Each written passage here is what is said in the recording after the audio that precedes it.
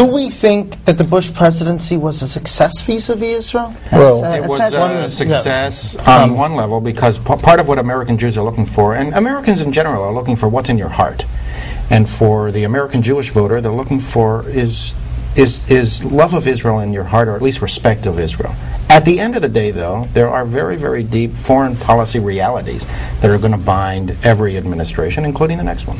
I think now, you had a lot of supporters in your show of President Bush. It's a very complicated picture because, on the one hand, very clearly, the deep sentiment that Bush has expressed in terms of his friendship and the friendship of America towards Israel is something that resonates within my community and I think within the Jewish community at large.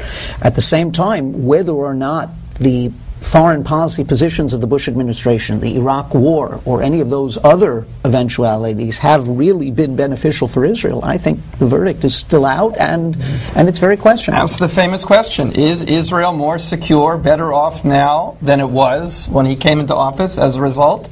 I'm not sure. You get mixed votes. You get mixed votes. I mean, the fact is that when he was in Israel, and this is probably the only country in the world, probably, where he was cheered and lauded as a great, great man, and the enthusiasm of course, the Israelis, and to a certain extent, I suppose, the Americans who were invited to participate in those celebrations, it was overwhelming. I suggested that the president make a aliyah to Israel. That's the way it'll be most popular. Are there proper ethical concerns being taken into account in the kosher supervision process regarding the meat industry?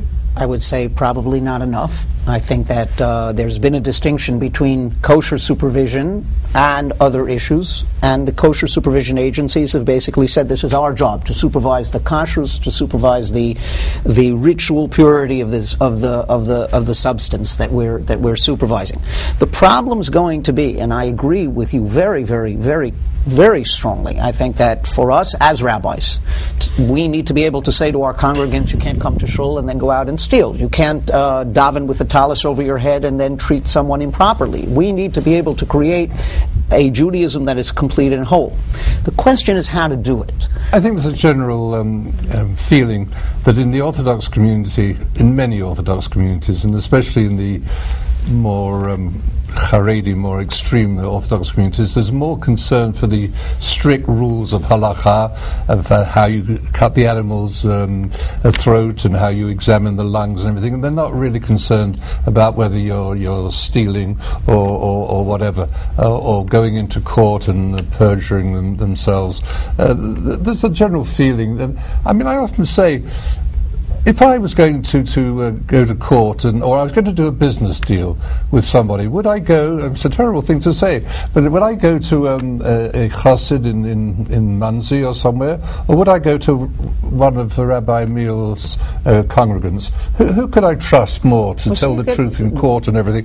I mean, it's a terrible thing, but you know of the large amounts of fraud, etc. It's not that many or most of our people observe kashrut, but I want to make 2 points. One, what one segment of the Jewish community does impacts on the reputation of the totality of Jews. And in this case, accusations of inhumane treatment of animals impact on all of us.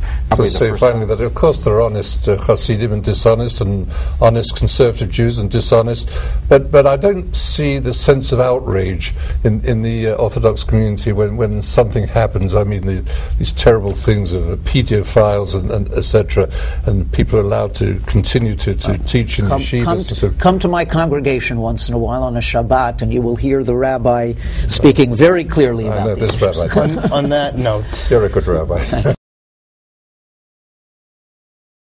And what are the values that are animating your congregants right now, aside from Israel? I think the fear of the unknown with Obama, and fear thrives on ignorance. It needs ignorance to flourish. What can he do?